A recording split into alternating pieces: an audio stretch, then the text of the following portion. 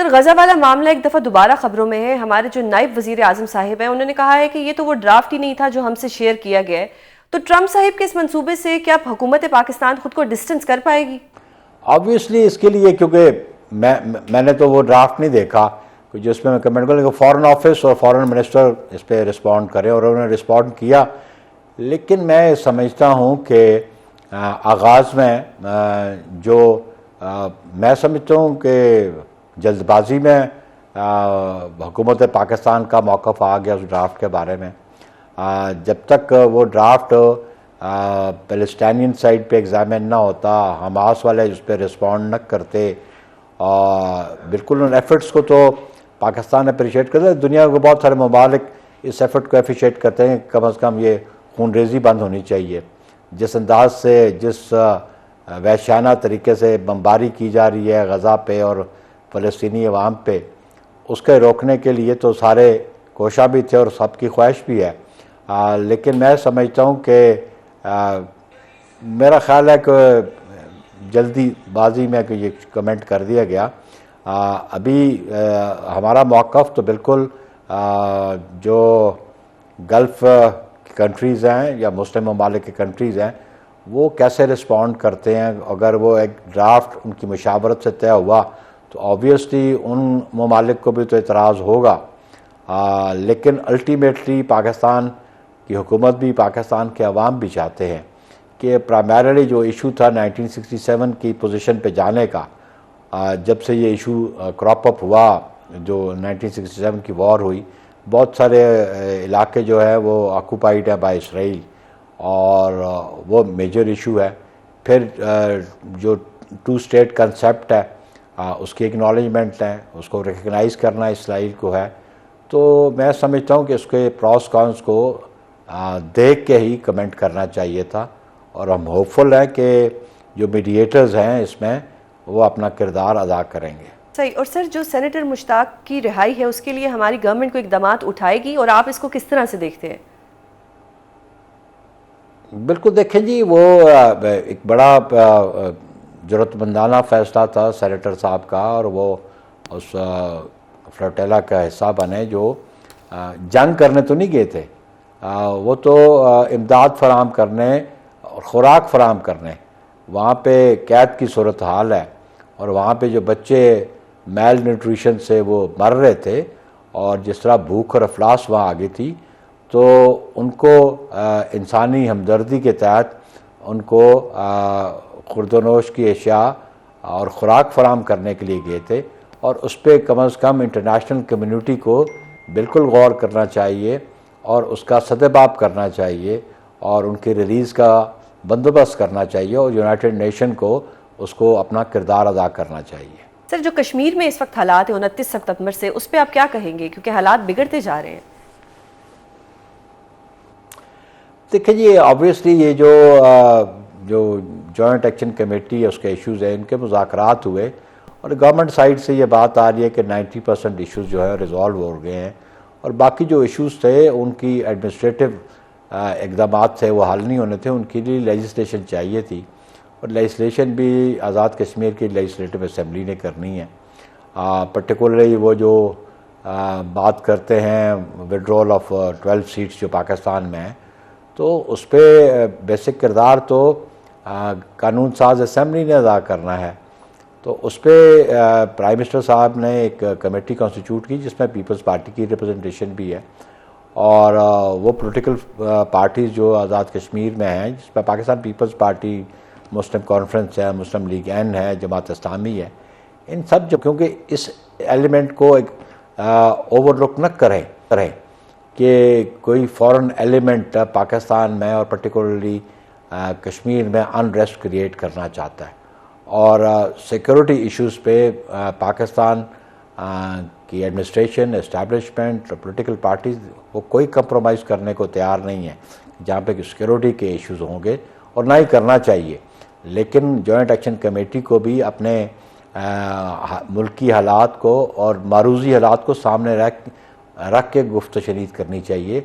अपने दुश्मनों को मौका नहीं देना चाहिए कि वो आपके इस इशू को एजिटेट करें और आपके ख़िलाफ़ एक प्रोपेगेंडा मुहिम शुरू हो जाए इंटरनेशनली। मैं इस वक्त मौजूद हूँ इस्लामाबाद प्रेस क्लब के अंदर। ये वही जगह है जहाँ पे कल इस्लामाबाद पुलिस ने घुसकर सहाफ़ियों पर तशद्दुद किया। अमूमन यही एक कॉन्सेप्ट चलता आ रहा है, एक रिवायत चलती आ रही है कि जो पुलिस है वो कभी भी बार रूम्स में नहीं जा सकती, वो कभी भी कमरा अदालत में नहीं जा सकती, वो कभी भी प्रेस क्लब के अंदर नहीं जा सकती, वो कभी भी किसी वकील के चैम्बर में जाके कोई गिरफ्तारी नहीं कर सकती। लेकिन हमने देखा है कि जब से ये गवर्नमेंट आई है, या मैं जो भी कहूँ, ये पीका हम पे लगा है, सब कुछ हमारे साथ हो रहा है, सहाफ़ियों के साथ जितनी कदगने लग सकती थी सहाफ़ियों पर वो लग रही हैं। पहले पीका जैसा कानून आया और अब सहाफ़ियों को उनके घर के अंदर घुस के मारा जा रहा है। और आज जो आप मेरे पीछे एहतजाज देख रहे हैं, ये एहतजाज इसीलिए मुनक्किद किया गया है।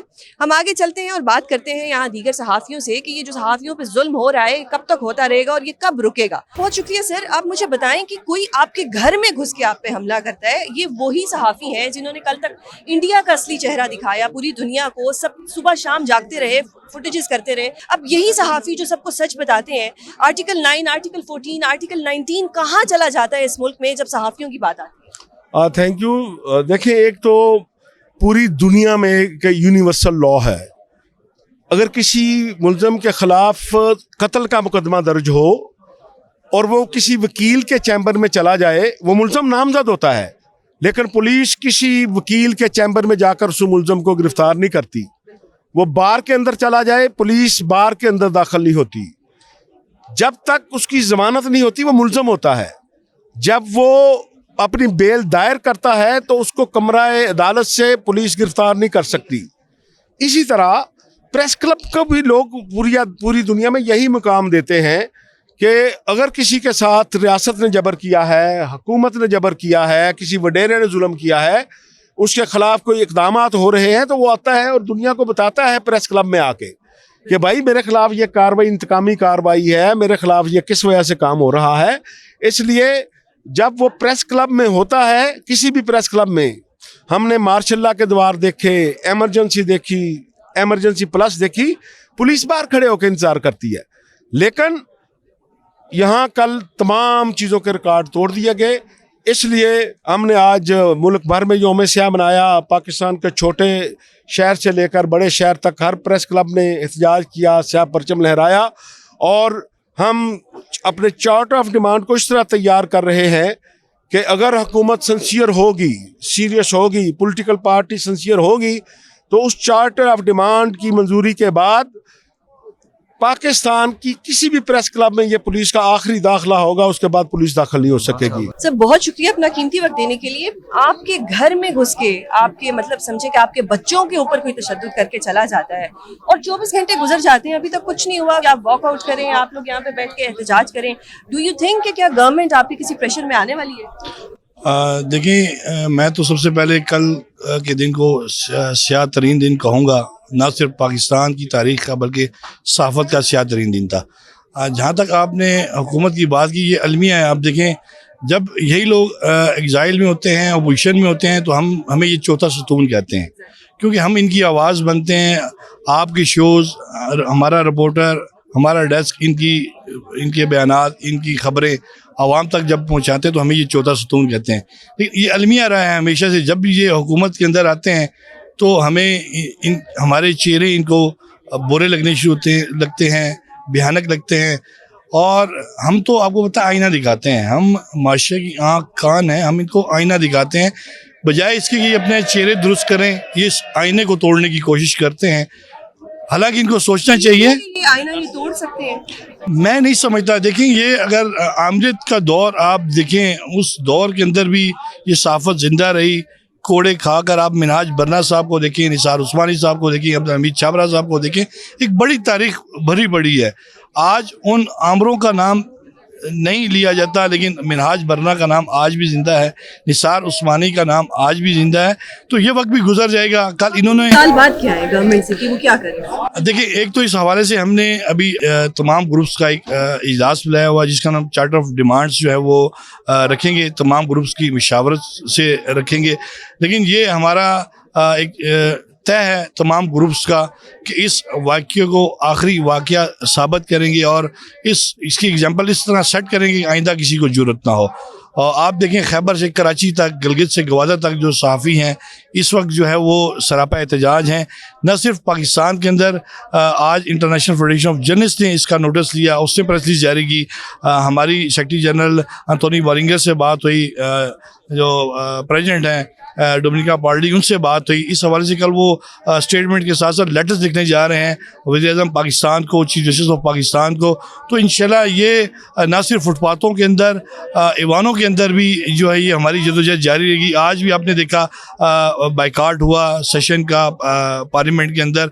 तो जब तक हमें इंसाफ नहीं मिलता, जब तक ये ट्रेंड सेट नहीं किया जाता, जब तक हमसे ये कमिट नहीं किया जाता कि आइंदा चाहे वो किसी तहसील सतह का प्रेस क्लब है, चाहे किसी डिस्ट्रिक्ट का प्रेस क्लब है, या चाहे किसी बड़े शहर का प्रेस क्लब है, उसको इनके लिए चाहे वो पुलिस है, इसके लिए नो गो एरिया नहीं बनाया जाता, हम उस वक्त तक जो है वो चैन से नहीं बैठेंगे।